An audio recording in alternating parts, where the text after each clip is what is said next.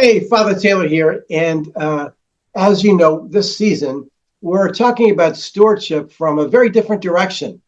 In the past, we've talked about stewardship in different ways, what the church means to me. We've talked about giving toward the gospel, so that's stewardship of the mission.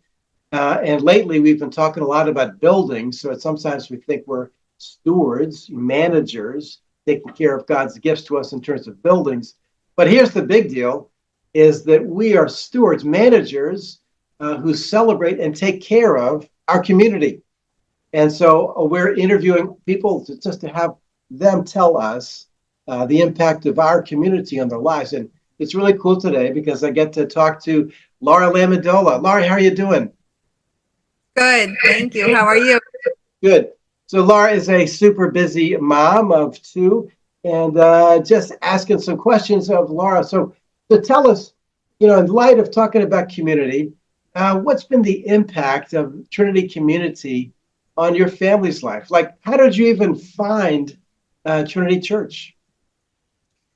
Well, so we had just moved from Rhode Island and we had no community in Connecticut. So I think it was a Google search for Episcopal churches that brought us to Trinity. And so really it shaped our entire life here basically because it was our first bit of community experience we're in Granby, Connecticut, but the Granby Simsbury area. So it's been very important.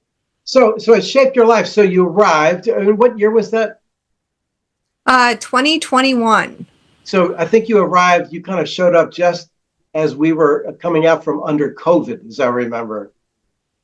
Yes, our first few services, or at least a couple at the beginning, were outside in the parking lot.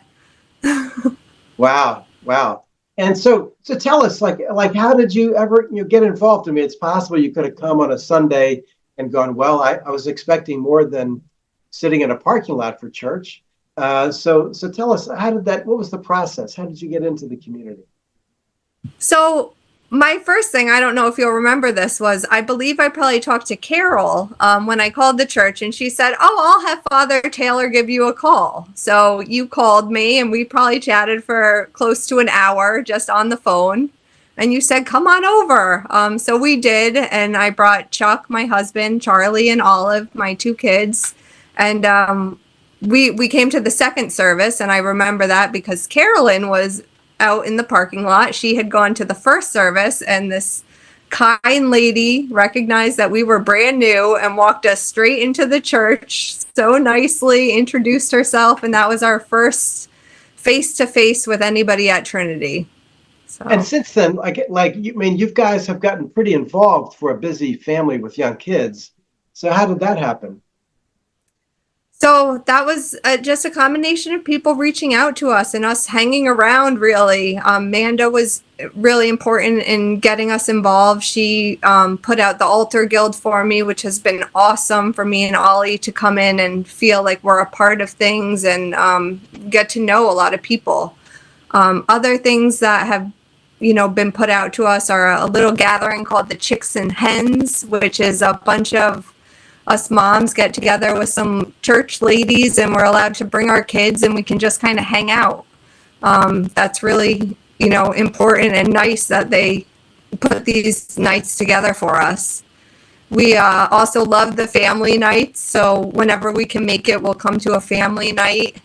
And that has develop these great relationships for the kids, especially Olive with the other kids her age at the church. And they're just, all great friends. Yeah. So when you're getting ready to go to church and you have to, get a hold of Olive and say, well, we're getting ready for church. Is it a struggle? Do you have to wrestle? What's it like for her to come? Maybe picking the right outfit is the biggest struggle, but she is in that car as quick as can be. Well, that's great. And it's really been great to have you guys because Olive has been, as much of anything, a big contributor to our community. I think Olive was the person that initiated the, for kids that don't actually receive communion yet, they get the mints because Olive was so big on the mints. Yes, they love the mints. One great has going for it, the mints. The mints. So how about your your depth with like coming to know Jesus in a deeper way? I mean, how's the church influenced you in that way?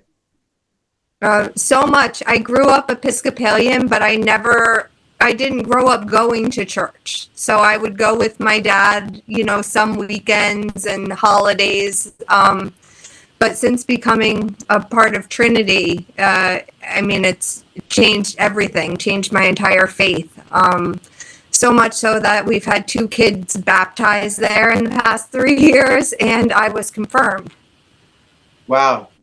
Awesome story. Hey, so thanks, Laura, and I'm sure you're gonna turn off the computer and then jump into like some other thing.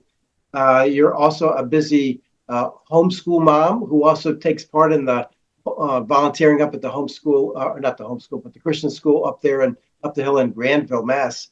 So, hey, thanks for sharing with us, and we just look forward to seeing you and the family around the church more and more.